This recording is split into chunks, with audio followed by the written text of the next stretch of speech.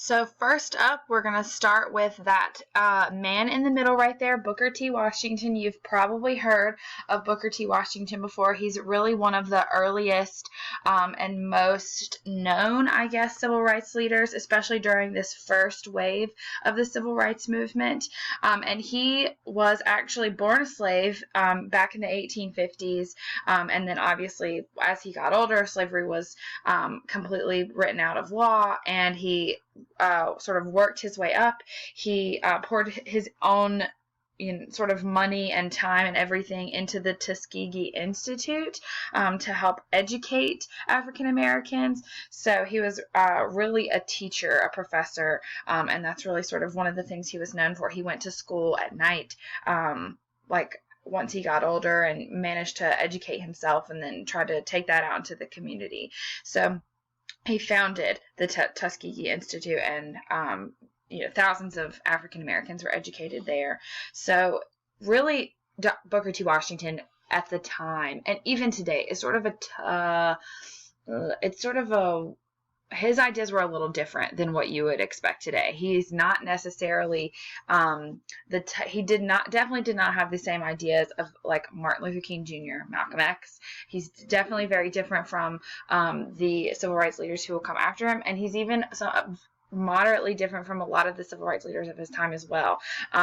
Booker T. Washington did not necessarily argue against segregation. And I know that sounds super crazy. How in the world could a civil rights leader say that segregation is acceptable? And he did. He said that African Americans should accommodate segregation. That was sort of word for word, that they shouldn't be worried about Jim Crow, that they shouldn't be worried about segregation. They shouldn't be worried about what the government was like doing to sort of keep them away from white people. They should be focusing on themselves. They should, and I mean, then that sort of goes back to his whole idea of improving the education of the African American community. He thought that education should be important, that they should work hard, they should invest in themselves, invest in their own community, and if they pulled themselves up, then white people and the government would have to accept them as equals to the white community and to the upper establishment of the United States, that they wouldn't be able to oppress them. We know today that that's not reality, honestly, that there's so much systematic oppression and discrimination and racism here that it doesn't really matter. Had everybody just done exactly what Booker T. Washington said, it would not have actually ended racism and discrimination in the United States. It wouldn't have happened at all. But those were the ideas that he had in his own mind, because those were the things that had worked for him. He had been born a slave and then worked hard, gone to school, and opened up a school for African Americans, educated himself, and become very well respected in the African American community and even by white Americans as well. And so he thought, well, if that works for me, then that will work for everyone. And that's not entirely the case. Someone who adamantly spoke against a lot of the things that Booker T. Washington was saying was the guy that we see on the far left, Dr. W.E.B. Du Bois. So W.E.B. Du Bois was from Massachusetts, so grew up in a very different place from where Booker T. Washington grew up. And he actually went to Harvard in the late 1890s and got his doctorate, got his PhD, so we can call him Dr. Booker T. Washington. He earned it.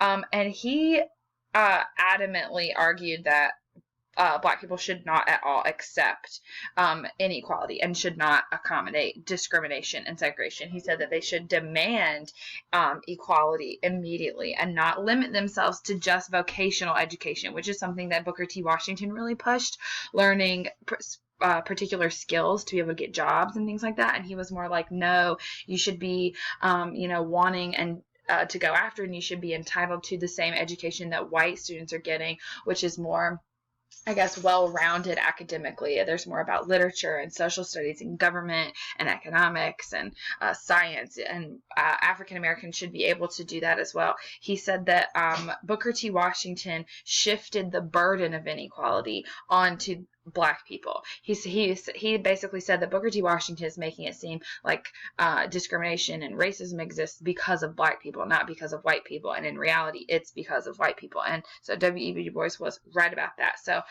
the two of these guys, very different, not enemies. I don't want you to think about that. They're definitely fighting for the same thing. They're both fighting for equality. They both just have very, very different ideas of going about it. A lot like Malcolm X and MLK, who we will talk about when we get to Unit 5.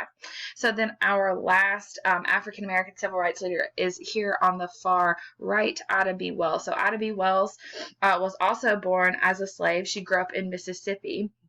So a much more similar upbringing to Booker T. Washington than W.E.B. Du Bois, and she became a school teacher, active in the African-American community, and then eventually became a writer, a reporter for a newspaper. And she wrote a lot of articles, and really what she wrote the most of her articles about was actually lynching in the South. And her articles will eventually become sort of like nationally read, and she really gets the rest of the country not only to admit that lynching is happening, but she just sort of educates them that this is something that's going on, that we're still seeing tons and tons of African Americans in the South not only being discriminated against or physically assaulted, but murdered, and no one's doing anything about it because the government is basically in on it. So she wrote all these editorials about it and went on this sort of like dedicated pretty much her whole life to ending lynching, which she basically said was the Southern horror, is basically what she called it, because it was pretty much, I'm sure you know already, pretty much just in the South. She even went all over Europe to organize civil rights movements for African Americans, to get support from Europeans just all over the place. And she really represented Black women in a way that they hadn't been represented before. Now, it was still... There's obviously a give and take between the discrimination against women and discrimination against African Americans. On some respects, there's less discrimination against African Americans than women. And then at this point, also in some respects, there's more or less discrimination against women than there is against African Americans. And Ida B. Wells is really the first African American woman to have a national platform here and try to educate people, and so not only try to like make a difference in the movement, but to represent a massive group of the movement also.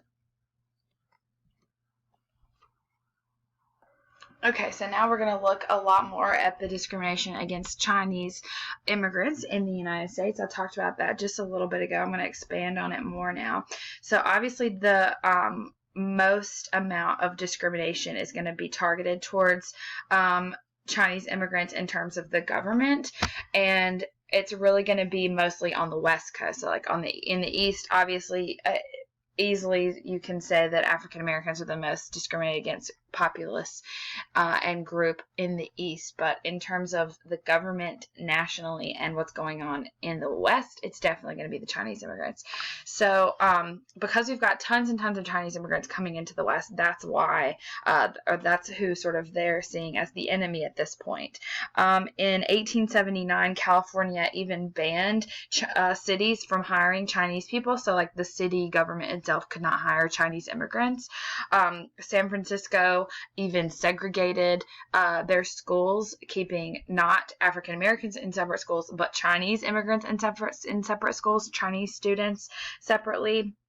And so obviously eventually when you see any type of major discrimination like this, it's going to eventually reach the Supreme Court. So in 1886, we get a Supreme Court case, Yickwo v. Hopkins. I've got that printed there on the slide. I don't remember all the details of the case, but I know that it involved a laundry facility, which is why I've got that picture of the laundry place right there in California beside it, if you're confused as to why that's there.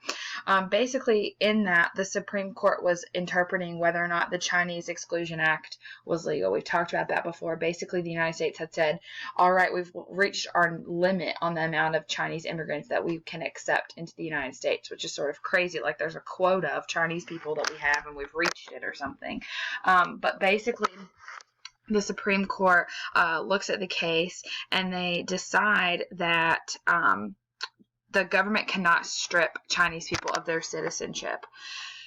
And it doesn't say anything else. It basically says if a Chinese immigrant becomes a citizen, then they're a citizen, and there's nothing we can do about it. But we can make it difficult for them to become citizens. We can discriminate against them before they become citizens. So it basically reinforces the Chinese Exclusion Act. So we're going to see a lot of damage done to generations of people coming in from China and a lot of other Asian countries. And finally, in terms of race, we've got Mexican Americans here. Now, most of the time, when we talk about Mexican Americans being discriminated against, at this point, we're talking about land disputes. Remember, I said a moment ago that we are continuously stealing land away from Mexican Americans and giving it to white settlers. And most of the time, when there was a land dispute between a Mexican and an Anglo, when I say Anglo, I mean white people, the court sided with the Anglo. They're siding with the white people. I'm sure that doesn't surprise you. But eventually it just becomes even more sort of like obvious what the government and what people are doing in terms of taking the land away from these people. There was a crime ring involving a bunch of white politicians in the West called the Santa Fe Ring, and basically they were giving away millions of acres of land that they had promised to Mexicans over to white people, and thousands of Mexicans had lost their land and their homes because of it. It was just a really horrible situation. So eventually a vigilante group, we talked about vigilantes a minute ago, right, taking the law and justice into their own hands, a vigilante group formed, actually supported by the Knights of Labor. If you remember, the Knights of Labor, sort of this major labor union that remember we talked about fizzling out because of the Haymarket riot. Well, the Knights of Labor supported this Mexican vigilante group called Las Gorras Blancas, which means the white hats. If you've ever watched Scandal, then you've heard Olivia Pope say, you know, so-and-so is wearing the white hat. I'm wearing the white hat. The white hat symbolizes like justice and truth.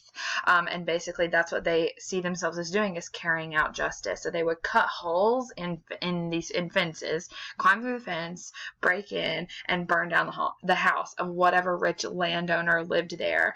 So pretty a violent and aggressive way of getting back what you think is yours. But like I said, they see this as carrying out justice, and no one was sticking up for them in terms of like legally. So this is just sort of all they had left to do on their own. And then finally, we're starting to see a lot more traction on the civil rights, or on the women's rights front. So the women's rights movement is about to get kicked into high gear. We'll talk about it a lot, really. Women will finally get the right to vote in the next unit. So we're seeing a lot more women getting involved, and we're seeing a lot more traction happening.